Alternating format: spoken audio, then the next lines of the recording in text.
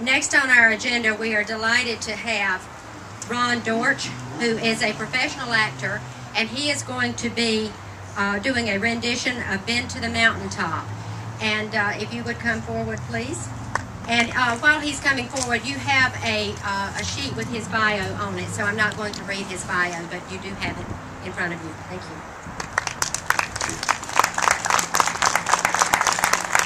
Good Good morning.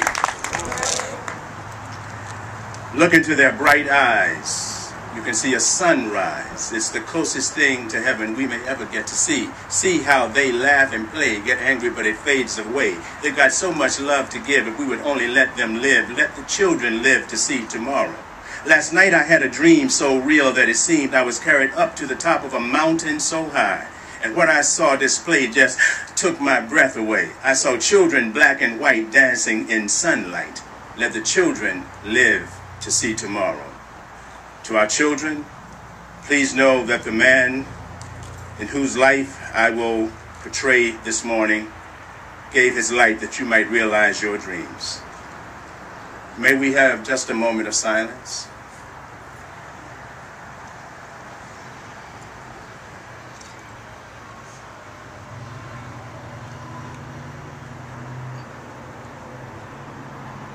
I am happy to see so many of you out here tonight, in spite of a storm warning. It shows that you are determined to keep going on. Something is happening in Memphis. Something is happening in our world. You know, if I was standing at the beginning of time, with the possibility of general and panoramic view of the whole of human history up till now, and the Almighty said to me, Dr. King, which age would you like to live in? I would take my magnificent trek by Egypt, and I would watch God's children as they made their trek across the Red Sea, through the wilderness, on toward the Promised Land. But in spite of its magnificence, I wouldn't stop there. I'd come on up to Greece, to Mount Olympus, and I would take my mind to the Parthenon, where Plato, Socrates, Aristophanes, and Euripides were assembled around the Parthenon as they discussed the great and eternal issues of reality. But I wouldn't stop there. I'd come on up even to the great heyday of the Roman Empire, and I would watch developments around there through various emperors and leaders, but I wouldn't stop there. I would even go by the way that the man for whom I am named had his habitat. And I would watch Martin Luther as he tacked his 99 Theses on the door of the church at Wittenberg, but I wouldn't stop there. I'd even come on up to the day of the Renaissance and get a quick picture of all that the Renaissance did for the cultural and the aesthetic life of man, but I wouldn't stop there.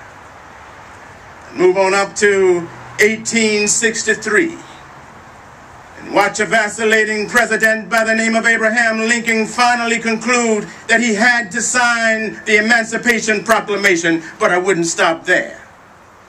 I'd even come on up to the early 30s and watch a president move over the bankruptcy of his nation and come with the eloquent cry, we have nothing to fear but fear itself. But I wouldn't stop there. Strangely enough, I would turn to the Almighty and say, if you would allow me to live just 1 hour in this half of the 20th century, I would be happy. Now that's a strange statement to make, because the world is all messed up. The nation is sick.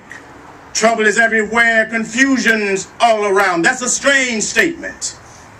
But somehow I know that only when it is dark enough can you see the stars.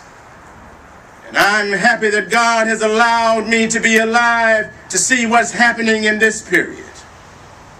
And also I'm happy to be alive in this period because we have been forced to the point where we are going to have to grapple with the problems that men throughout history have been trying to grapple with, but the demands didn't make them do it. But now it is no longer a question between violence and nonviolence in this country. It's nonviolence or non-existence, and this is where we are today.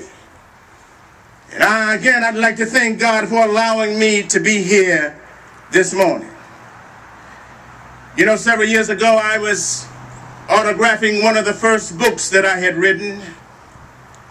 And while autographing books, a demented black woman came up. And I was looking down writing, and the only question I heard from her was, "Are you Martin Luther King?" And I was looking down writing, and I said, "Yes." The next moment, I felt something beating on my chest. Before I knew it, I had been stabbed by this demented woman. I was rushed to the Harlem hospital. It was a cold, dark Saturday afternoon. Well, after they had the operation, the x-rays revealed that the tip of the blood was on the edge of my aorta. That's the main artery. And once that's punctured, you drown in your own blood. That's the end of you. It came out in the newspaper the next morning that if I had sneezed, I would have died. Well, after a few days, after the operation, after they had opened up my chest and the blade had been removed, they allowed me to move around in my wheelchair in the hospital. They allowed me to read some of the mail that had come in, and from all over the country and the world, kind letters came in. I read a few, but one letter I never will forget. I received the letters from the president and the vice president. I've forgotten what those telegrams said.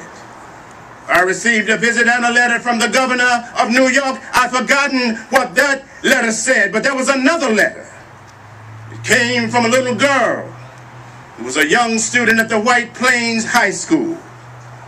It said simply, "Dear Dr. King, I'm a 9th grade student at the White Plains High School. And while it should not matter, I'd like to mention that I'm a white girl. I read in the paper about your dementia, about your suffering, and about your misfortune. I read that if you had sneezed, you would have died. And I'm simply writing to say that I'm so happy that you didn't sneeze.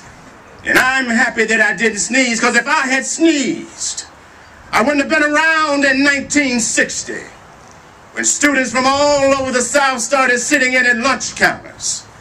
And I knew that as they were sitting in, they were really standing up for the best in the American dream, and taking this nation back to those wells of democracy which were dug deep by the founding fathers of this country in the Declaration of the Independence and the Constitution. If I had sneezed, I wouldn't have been around in 1962. Negroes in Albany, Georgia decided to straighten their backs up. And whenever a man and woman decide to straighten their backs up, they're going somewhere, because a man can't ride your back unless it's bent. If I had sneezed, I wouldn't have been around in 1963. Black people in Albany, Georgia aroused the conscience of this nation and brought into being the Civil Rights Bill. If I had sneezed, I wouldn't have been around later that year to tell America about a dream that I had had. If I had sneezed, I wouldn't have been around to be here in Memphis to see a community rally around its citizens who are suffering. I'm so happy that I didn't sneeze.